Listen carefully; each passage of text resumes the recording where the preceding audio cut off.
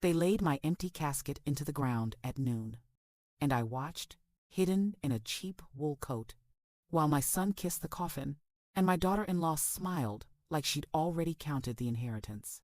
My hands trembled against the steering wheel of the rented van. Not from age, not from cold, from the kind of rage that makes your blood move backward, that makes your heart stop and restart in a different rhythm.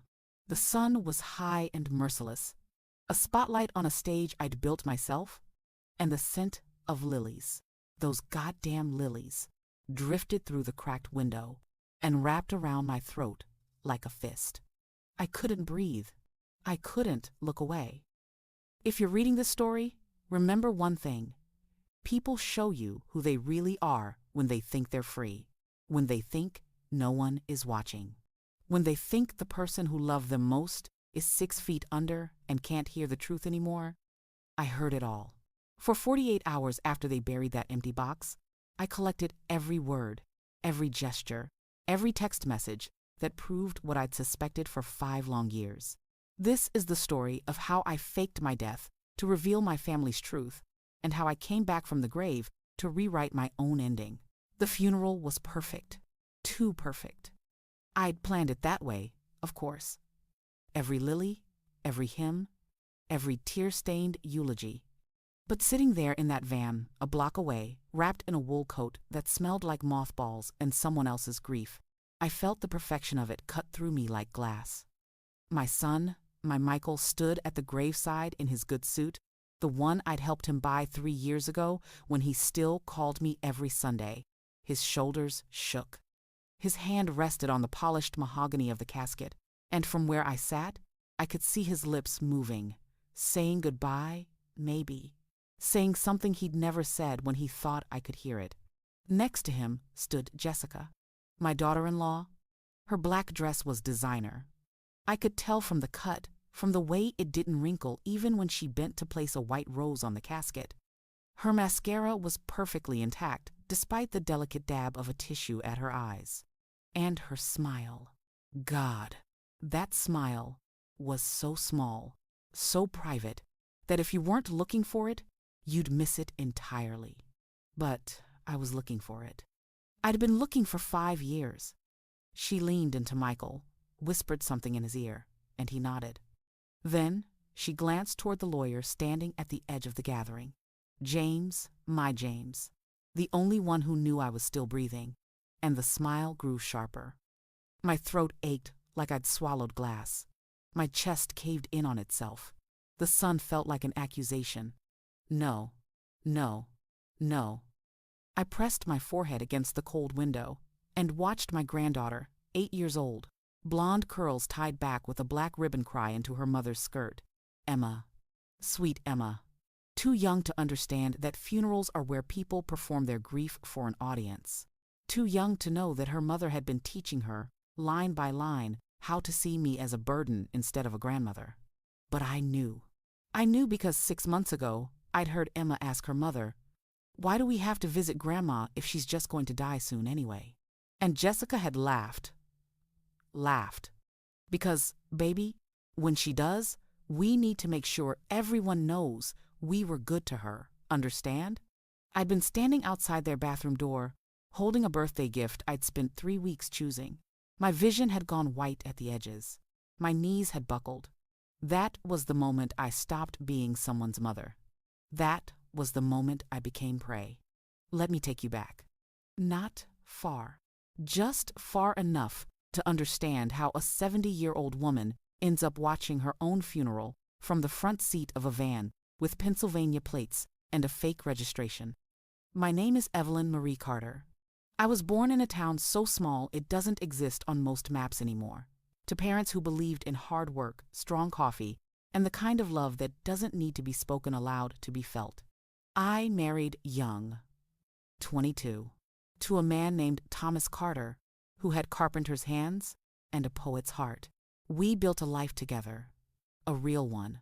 The kind that doesn't make headlines, but fills a house with warmth. I used to believe love was unshakable when it came from blood. Thomas died on a Tuesday in March, 3 weeks after our 35th anniversary. A heart attack in the garden, while he was planting tomatoes. The heirloom kind, the ones that taste like summer and childhood and everything good. He died with dirt under his fingernails and the sun on his face. And if there's mercy in this world, it's that he went doing what he loved. But mercy is a rare commodity, and it ran out the day they lowered him into the ground. I was 58 years old then. After my husband Thomas died 12 years ago, I built an empire from nothing. Real estate, stocks, the family company he'd left half-finished. I gave my only son Michael everything. Education at Cornell, his first car, the down payment on his house, comfort wrapped in cashmere and security locked in trust funds. He knew his mother had money. He knew I could give him things, but he never asked how much. He never needed to know the exact number. But comfort breeds blindness, and blindness breeds something worse. That was my first mistake. It began small, so small I almost convinced myself I'd imagined it. Jessica suggesting I downsize from my lake house over Sunday brunch, her voice honey-sweet and reasonable. Michael agreeing immediately because, "Mom, it's too big for you now, all those stairs. What if you fall?" I smiled and nodded, sipped my tea, watched Emma color at the far end of the table. But that night, I couldn't sleep. The house felt too quiet, the way it always did after they left. I went downstairs for water and heard voices drifting from the guest room where they'd decided to stay over. The door was cracked. I should have walked away. "If she sells, we can finally invest in that condo project." Jessica's voice, sharp and certain. "She'll never sell." Michael, weaker, uncertain. "Then we'll have to convince her." "Michael, we're talking about prime lakefront property. Do you know what that's worth? And she's sitting in it alone, wasting it, while we're drowning in mortgage payments." "She's not wasting it. She lives there. She's dying there, slowly, alone. We'd be doing her a favor." Silence. "Then I'll talk to her." That single conversation broke something in me, something that had been cracking for months, maybe years, but had finally splintered clean through. I stood in that hallway, one hand pressed against the wall for balance, the other clutching an empty glass that suddenly felt like it weighed 100 pounds. I realized I didn't want to believe they were using me. I wanted to prove it. And if I was wrong, if I'd misunderstood, if Jessica had been joking, or Michael had been humoring her, or I'd let grief and loneliness twist their words into weapons, then no harm done. I'd have wasted some time, played a silly game, confirmed what I already knew. But if I was right, then I needed to know, needed to see their true faces, before I made any decisions about wills or inheritances, or who would get the house that Thomas and I had built with our own hands and filled with 45 years of memories. So I called James Cooper. James had been Thomas's lawyer, then mine, then something more. Not a lover, nothing like that, but a friend. The kind of friend who shows up to funerals and remembers your birthday and doesn't flinch when you call at midnight because you can't sleep and the house is too quiet. He was 72, sharp as a tack, and cynical in the way that only someone who spent 50 years handling divorces and estates can be. I met him at his office on a Tuesday morning, before his secretary arrived, when the building was still dark and smelled like coffee and old paper. "Evelyn," he said, rising from behind his desk to greet me. "This is a surprise. Everything okay?" "No," I said. "I need your help with something unusual." He gestured for me to sit, poured me coffee from a thermos, without asking if I wanted any, the way he always did, because he knew I'd never refuse. "I'm listening." So I told him about the conversation I'd overheard, the cold feeling in my gut, the fear that had been growing like a tumor over the past week. Told him what I wanted to do, how I wanted to test them, and why I needed his help to make it work. He listened without interrupting, his fingers steepled under his chin, his expression unreadable. When I finished, he was quiet for a long time.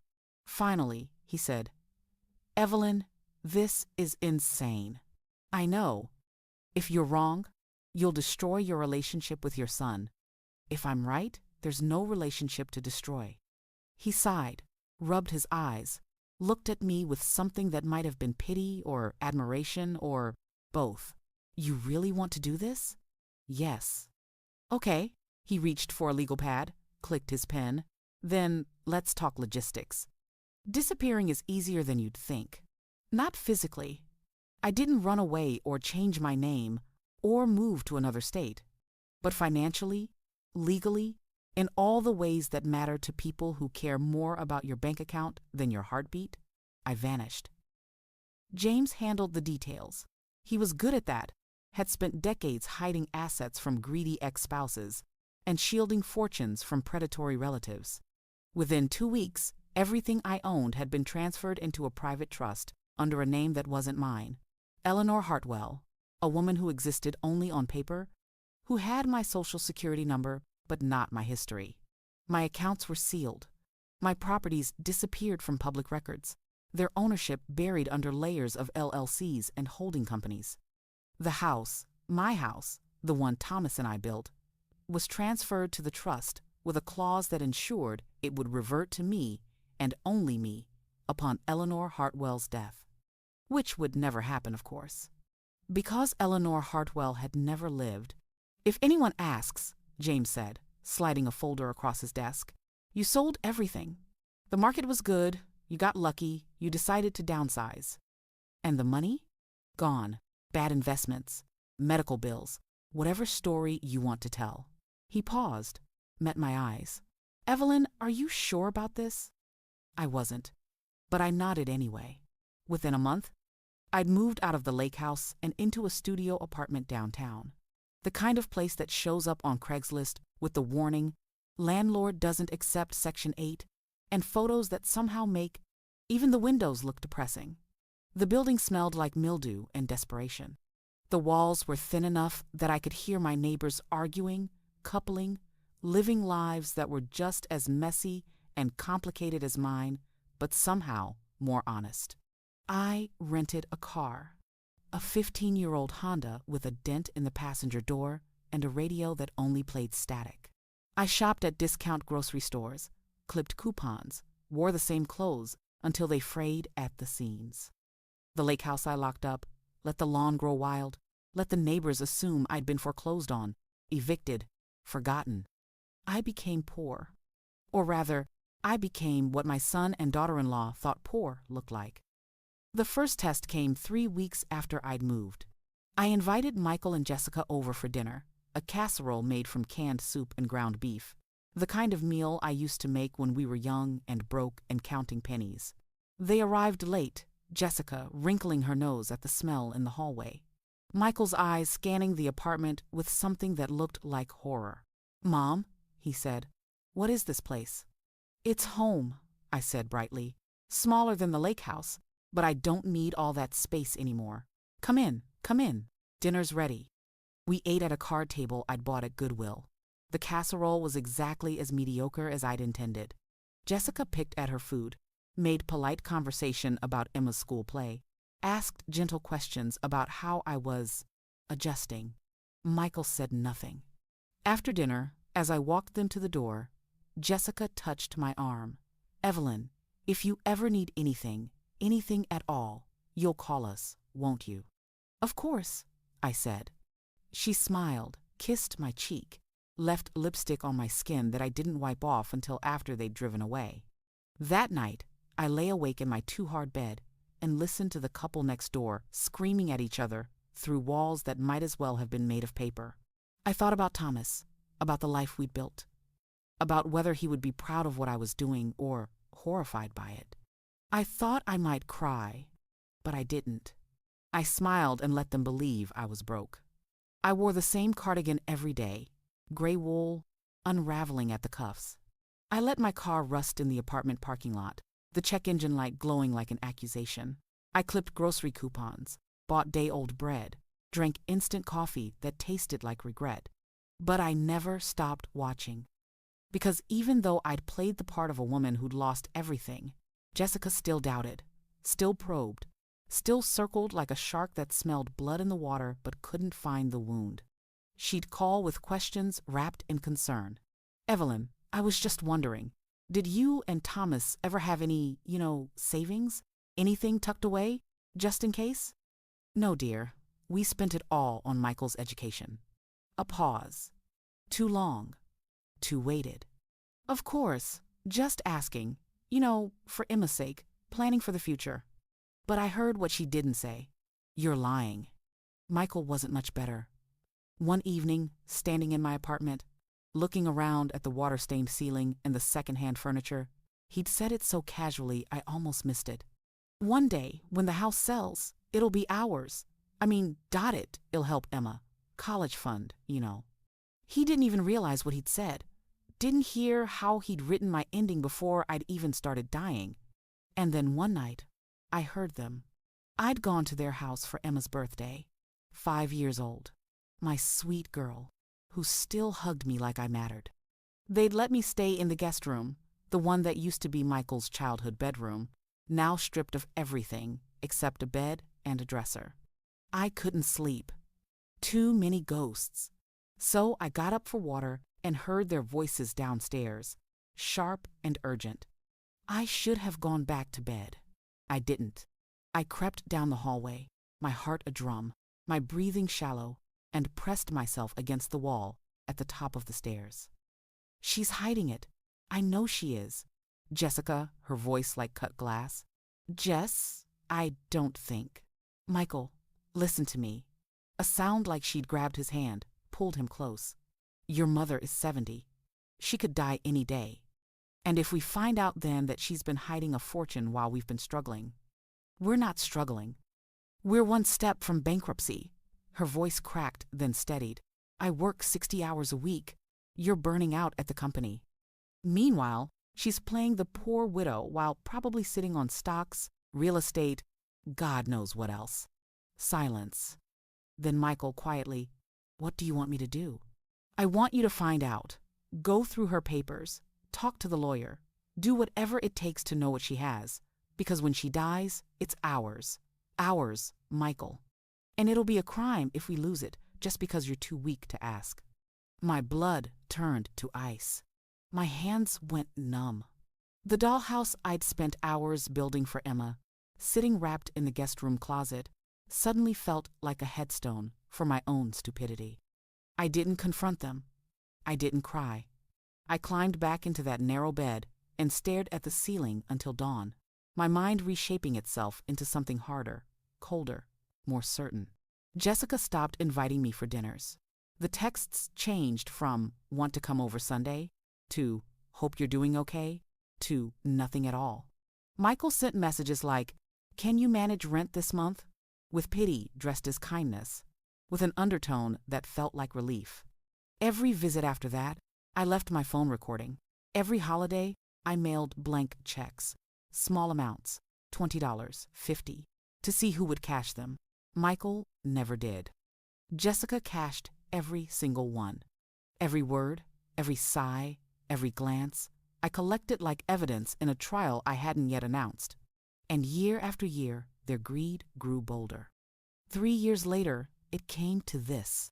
Jessica began meeting with a real estate consultant she thought I didn't know about.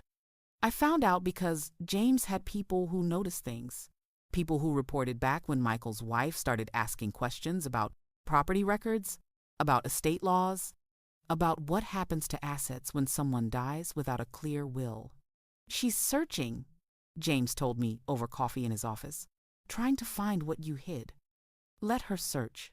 Michael started receiving calls about estate planning services, returning them with the urgency I'd never seen him show about anything involving me when I was supposed to be thriving. Now that I was broken, suddenly I was a priority. Suddenly I was important. And Emma, my sweet Emma, was being taught. I heard it myself during a rare visit. She'd asked if I could buy her a new doll, the kind she'd seen at the store, and before I could answer, Jessica cut in. Em, remember what we talked about? Grandma can't afford that right now. Emma nodded, solemn, rehearsed. Grandma's poor. That's right, baby. So we have to be understanding. But the way Jessica smiled when she said it, The way she looked at me like I was already dead and she was just waiting for the paperwork to clear, that was when I knew. They weren't waiting for me to die. They were preparing for it, planning for it, counting down to it like it was a holiday they'd marked on their calendar. And then came the final confirmation. The moment that transformed suspicion into certainty and certainty into rage. A power of attorney document, forged. Jessica brought it during a visit, tucked between birthday cards and insurance forms, her smile bright and empty. Just a formality, Mom. In case anything happens, you know we'll be able to take care of you, make sure the bills are paid, that sort of thing. She placed it in front of me, black ink on white paper. Legal jargon that sounded protective, but read like a trap. Michael stood behind her, silent, his eyes on the floor. Just sign here and here. I picked up the pen, let it hover over the signature line, watched Jessica's shoulders relax, watched her smile grow. Then I signed, but not the paper she'd given me. I'd swapped it. Sleight of hand learned from years of playing cards with Thomas. Signed a blank sheet instead. Kept the real document tucked in my cardigan pocket. There we go, I said, smiling. All done. Jessica took the blank page, folded it carefully, slipped it into her purse without even checking. After they left, I called James. Look at this, I said, spreading the real document across his desk. He read it once, twice, removed his glasses. Evelyn, this would give them complete control. Your assets, your medical decisions, your life. They'd be able to move you into a facility, liquidate your accounts, sell your property, all without your consent. I know. They tried to bury you alive. I know. He looked at me, this old friend with sad eyes and steady hands. So what do you want to do? I met his gaze and felt something settle into place. Something final. I want to bury myself first. James and I spent 3 weeks preparing my death.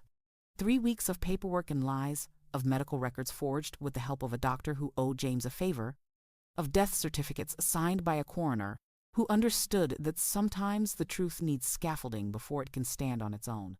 You're sure about this? James asked me for the 100th time, sitting in his office at midnight, the city lights bleeding through the windows like wounds. I've never been more sure of anything.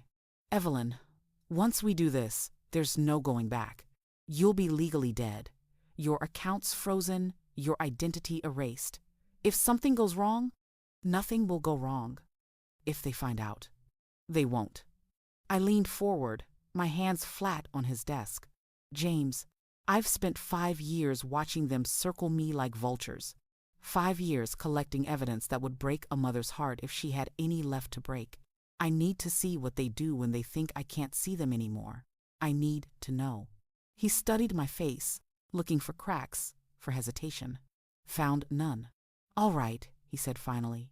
Then let's kill you. We arranged a closed casket memorial under the pretext of a sudden heart attack. Massive coronary failure, the death certificate would say. Found in my apartment, alone, the way so many elderly people die. Unremarkable, unwitnessed, unmourned, until it's too late. No autopsy. I'd signed a religious waiver months ago, claiming it violated my beliefs. No open viewing. The body had been cremated immediately, again at my request. Only ashes, a symbolic urn, and a perfectly legal obituary that James placed in 3 major newspapers. The press release was minimal. My name listed among the charitable foundations I had left behind. Evelyn Marie Carter, philanthropist and community leader, passed peacefully at age 70. She is survived by her son Michael, daughter-in-law Jessica, and granddaughter Emma. Survived. What a word.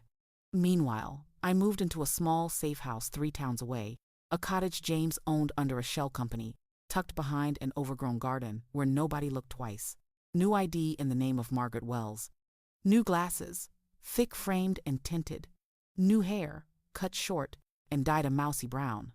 I looked in the mirror and didn't recognize myself. It was perfect.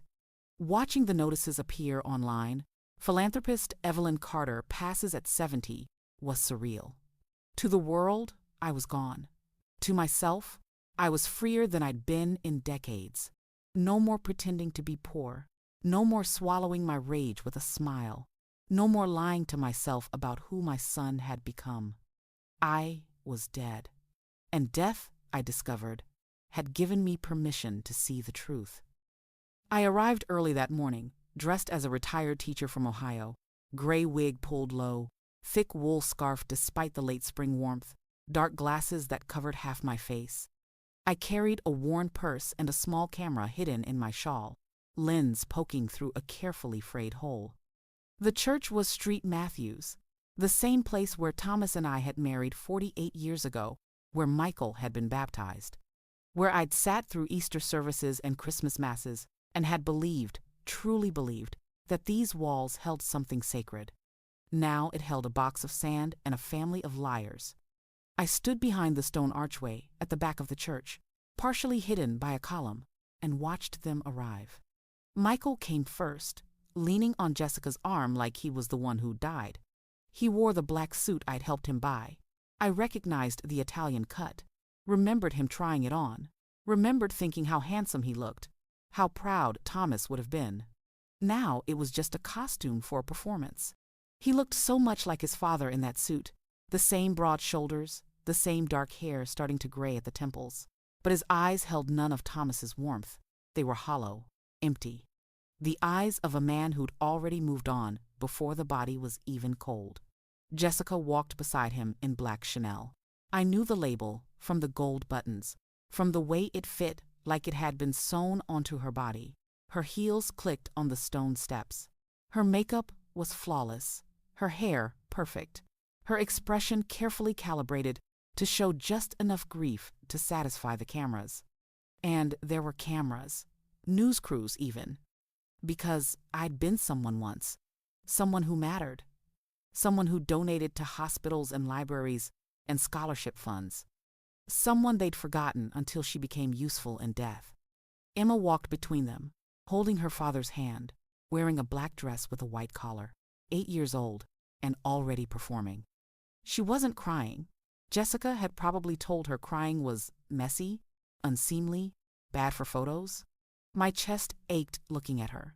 This child I'd loved, who I'd held as a baby, who I'd taught to bake cookies and plant flowers, and who had once told me I was her favorite person in the whole world. Before her mother taught her differently. The service began. The organ groaned through hymns I'd chosen myself. James had followed my instructions exactly. Amazing Grace, Be Thou My Vision, the old songs Thomas had loved. The priest spoke about charity and devotion and a life well lived. He didn't know me. He was reading from notes James had provided, generic and meaningless as a greeting card. Michael gave a eulogy. I watched through my camera lens, zooming in on his face, on the tears that slid down his cheeks on cue. My mother was the strongest woman I knew, he said, voice breaking.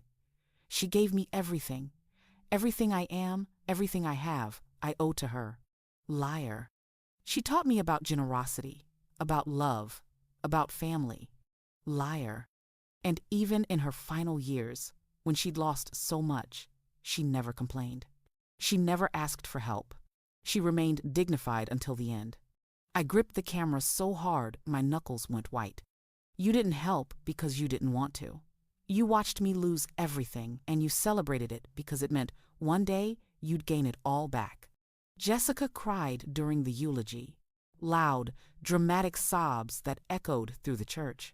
But in between her tears, I saw her hand move, saw her pull out her phone, screen glowing in the dim light, saw her thumb moving, typing. James had hidden a microphone near the front pew, a tiny device clipped beneath the wooden edge where no one would think to look. The audio fed directly to my earpiece. Her whisper came through crystal clear. Once we get the house deed, sell the lake property first. That's at least $3 million. My breath caught. The world tilted. The stone column felt like the only solid thing left in the universe. She was calculating. At my funeral, while my son spoke about love and loss and dignity, she was calculating how much I was worth dead. The service ended with a final prayer. The mourners filed past the casket, empty except for sandbags to give it weight, and placed flowers on the polished wood. White lilies. The flowers I hated. The ones that smelled like funerals and false sympathy. Jessica had chosen them. Of course she had. Michael stood at the front, shaking hands, accepting condolences. When the last mourner left, he turned to Jessica and squeezed her hand. "It's over," he murmured. Through my earpiece, I heard it perfectly. "No," I thought, lowering my camera. "It's just beginning." They gathered at my lake house that evening. The house I'd locked up 5 years ago. The house I'd let them believe was being held by the bank. Foreclosed. Lost. The house that was still mine. Every deed and title locked in James's vault. I watched from the safe house, 3 towns away, sitting in front of a laptop screen that showed 4 different camera angles. James had reactivated the security system remotely. Every room now visible. Every word now recorded. They arrived at dusk. Michael unlocked the door with a key I didn't know he had. Probably made from my old set. Probably stolen years ago, when he still visited. The house was dark, dusty. Furniture covered in white sheets like ghosts. They moved through it like looters, throwing open curtains, turning on lights, claiming space that wasn't yet theirs. "God, it's bigger than I remembered," Jessica said, walking through the living room, her heels clicking on the hardwood Thomas had laid himself. "We could flip this for $4 million, easy. Maybe 5 if we stage it right." Jess. Oh my God? Oh my God? Oh my God? Oh my God? Oh my God? Oh my God? Oh my God? Oh my God? Oh my God? Oh my God? "What? She's gone, Michael. We can finally talk about this honestly." She moved to the master bedroom, my bedroom. The room where Thomas died, where I'd held his hand and felt his last breath, and promised him I'd take care of our son. Jessica opened my dresser drawers, pulling out clothes I hadn't worn in 5 years, tossing them on the floor like trash. "We should donate all this. Tax write-off." Michael stood in the doorway, watching. Not stopping her, not defending my memory, just watching with his hands in his pockets and his face carefully blank.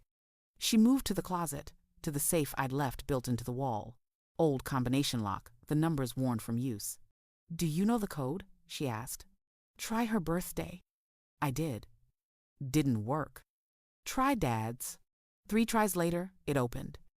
I leaned closer to the laptop screen, watching Jessica's face as she pulled the door wide, expecting jewels or cash or stock certificates. Instead, she found a single piece of paper. She pulled it out, unfolded it, read it aloud. "Greed is the quickest way to poverty." For a moment, she just stared at it. Then she laughed, nervous, uncertain. "What the hell is this?" "It's Mom," Michael said quietly, being cryptic. "It's her being a bitch." Jessica crumpled the note and threw it on the floor. Even dead, she's still playing games. I felt nothing. No hurt, no surprise. Just the cold, hard certainty that I'd been right about everything. They spent 2 hours in that house. Jessica made phone calls to real estate brokers, her voice bright and professional. "Yes, I have a property I'd like to list. Lakefront, 4 bedrooms. Pristine condition. How soon can you send someone to appraise it?" Michael sat in the living room, scrolling through his phone, checking financial websites. I watched him zoom in on mortgage calculators, on investment portfolios, on pages titled, "What to Do When You Inherit Property." At one point, Jessica sat beside him, leaned her head on his shoulder. "We're going to be okay now," she said softly.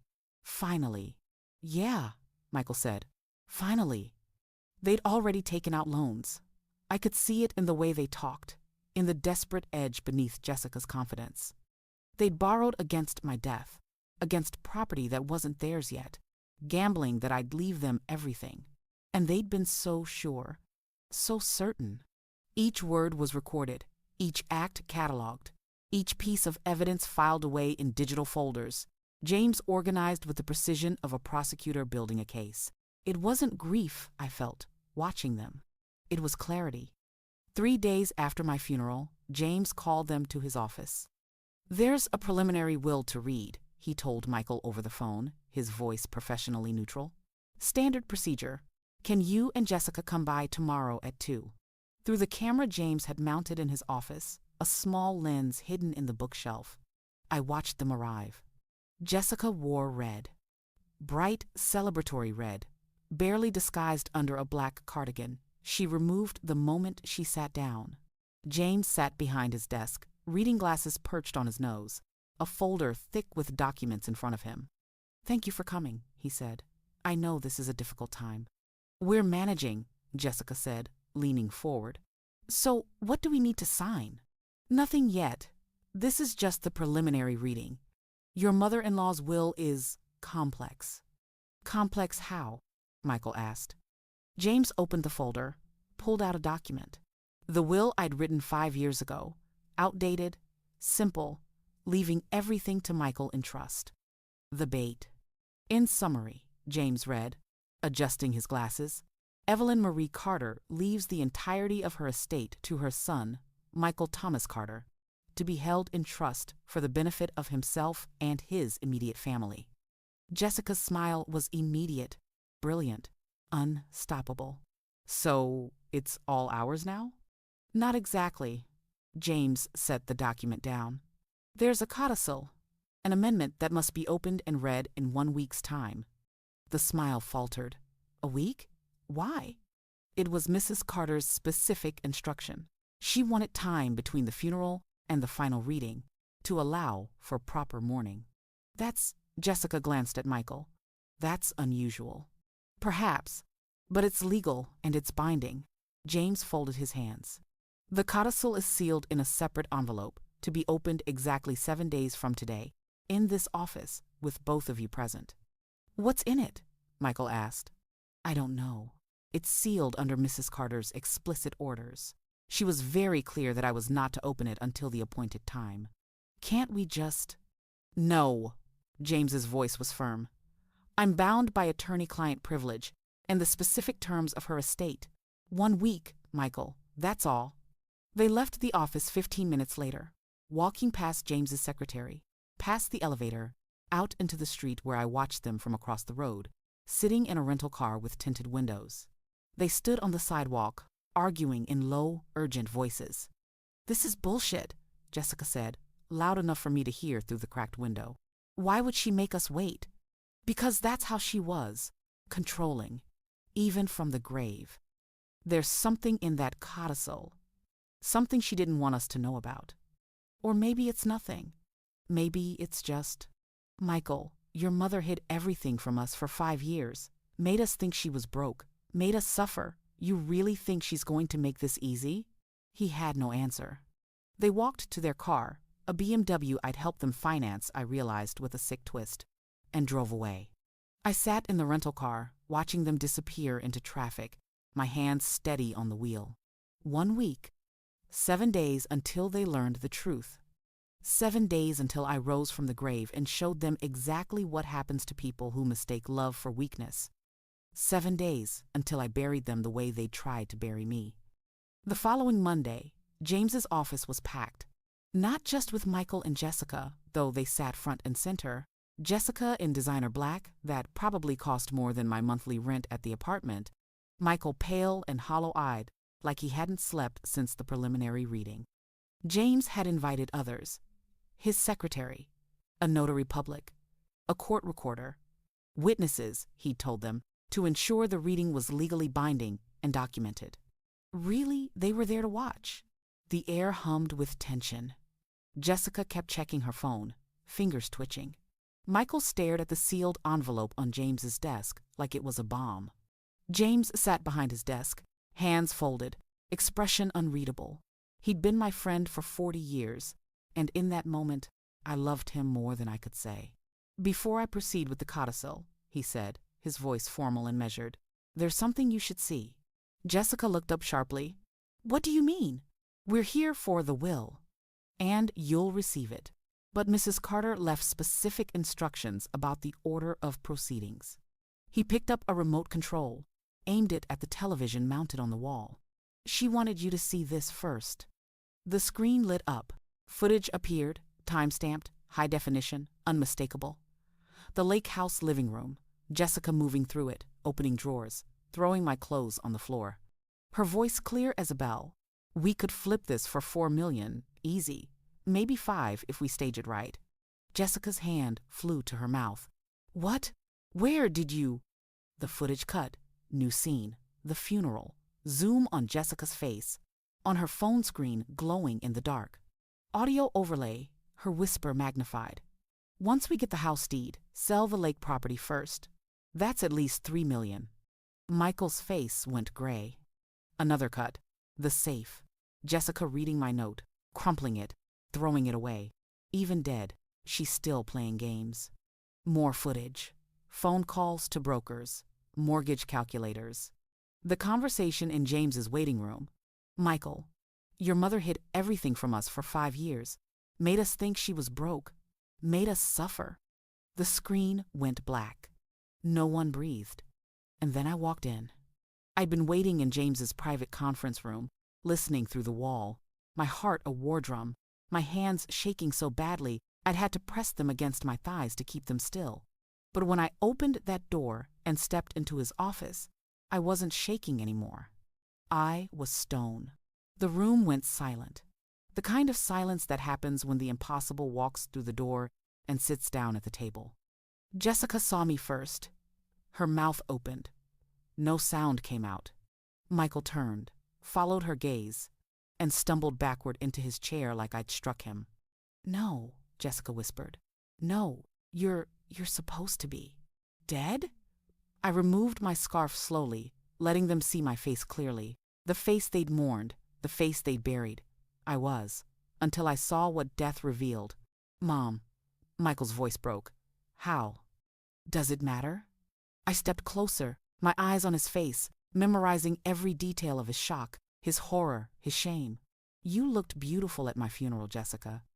That Chanel suit was stunning, very appropriate for the occasion.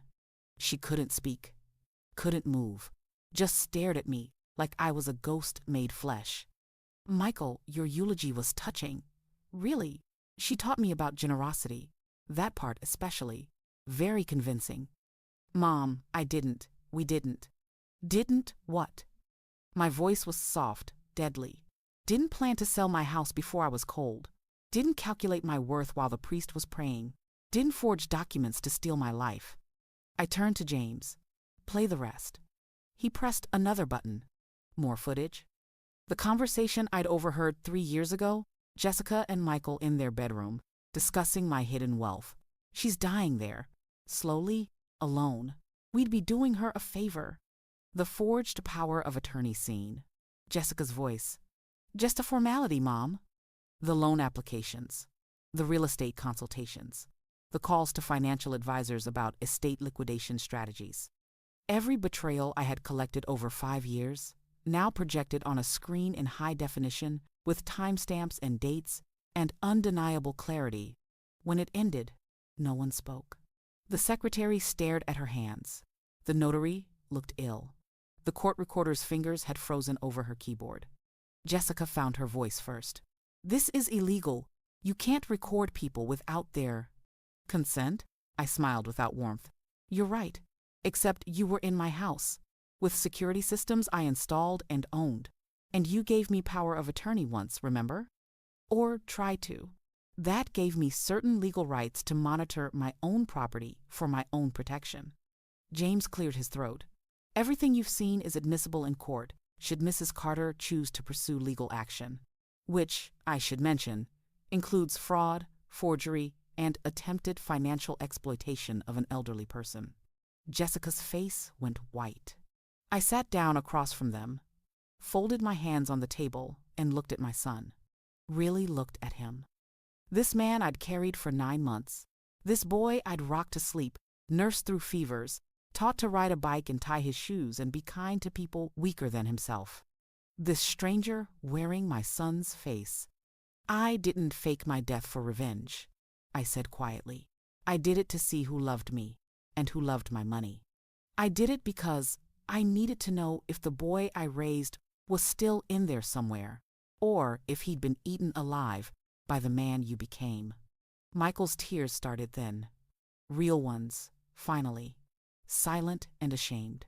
"I loved you, Mom," he whispered. I felt something crack in my chest, something old and wounded and barely healing. "No," I said, "you loved the idea of me. You loved what I could give you, but you never loved me enough to call when I was poor, to visit when I was struggling, to help when I needed it. We didn't know you needed help. I was living in an apartment with mold and peeling wallpaper, Michael. You knew, you saw, you just didn't care." I looked at him for a long time. Long enough for the silence to become something almost physical, a weight pressing on both of us. He couldn't hold my gaze. His eyes darted to the floor, to the ceiling, anywhere but at the woman he'd betrayed. In that silence, I saw every birthday he'd missed, every phone call he'd ignored, every Sunday dinner that never happened. It was a lifetime of moments I could never get back. Only then did I speak. The silence stretched between us like a grave. James unfolded the final envelope with the kind of ceremony usually reserved for presidential inaugurations. "This," he said, voice steady as a gavel, "is the last will and testament of Evelyn Marie Carter, signed and notarized 6 months ago." Jessica shifted in her seat. "Finally," she muttered. James ignored her. "I, Evelyn Marie Carter, being of sound mind and body, do hereby revoke all previous wills and declare this my final testament." Michael's hands were trembling in his lap. Jessica leaned forward like a cat ready to pounce. "To my son, Michael Thomas Carter," James continued, "I leave the sum of $1 to be paid in cash as proof that greed is not rewarded and that love cannot be measured in inheritance." The words hit the room like a bomb. Michael gasped, a small, broken sound that escaped before he could stop it. "To my daughter-in-law, Jessica Marie Carter," James went on, "I leave the sum of $1, with the hope that she will find value in something other than what she can take from others." Jessica shot to her feet. "You can't do this! This isn't legal!" she shouted, voice rising. "We took care of you! We—" "Sit down," James said, his voice like iron, "or I'll have you removed." She sat. James continued, relentless. "The remainder of my estate, including the lakefront property." Jessica's face twisted. "You're lying," she hissed. "You have to be lying. You told us you had nothing." "I told you nothing," I interrupted, my voice cold and measured. "You saw what you wanted to see. You believed what was convenient."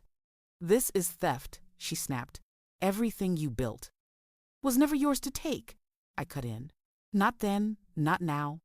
Located at 1847 Clearwater Drive, all shares in Carter Development Corporation, all financial assets held in trusts and accounts under my name, totaling approximately $18 million, shall be transferred to the Carter Foundation, a charitable organization to be established immediately upon my death. $18 million? Jessica's voice cracked. "You told us you were broke." "I told you nothing," I said coldly. "You assumed, and you celebrated." James kept reading. "The Carter Foundation shall fund education and housing initiatives for underprivileged families in the tri-state area, with specific focus on single mothers, children in foster care, and elderly individuals without familial support." Something in my chest loosened, warmed. Thomas would have loved this, would have been so proud. "A separate trust shall be established for my granddaughter, Emma Marie Carter, in the amount of $500,000, to be accessible only when she completes higher education and demonstrates 2 years of independent income. The trust shall be managed by James Cooper until Emma reaches the age of 30, at which point full control transfers to her." I looked at Michael. "I'm not punishing her for your choices. She deserves a chance to become someone better than her parents." He flinched like I'd slapped him. Additionally, James read, "Should Michael Thomas Carter or Jessica Marie Carter contest this will, make any claim against the estate, or attempt any legal action to recover assets they believe they are owed, the $1 inheritance shall be revoked, and they shall receive nothing. Furthermore, the recordings and evidence collected by Mrs. Carter shall be turned over to local authorities for investigation of fraud and elder abuse. Jessica made a sound like a wounded animal. This will is final, legal, and binding. Signed, Evelyn Marie Carter. James set the document down, removed his glasses, and looked at them both. Do you understand? Michael nodded, tears streaming down his face. Jessica stared at the floor, her hands fisted in her lap, her perfect composure shattered into pieces. Good, James said. Then we're done here. Within days, the recordings went public.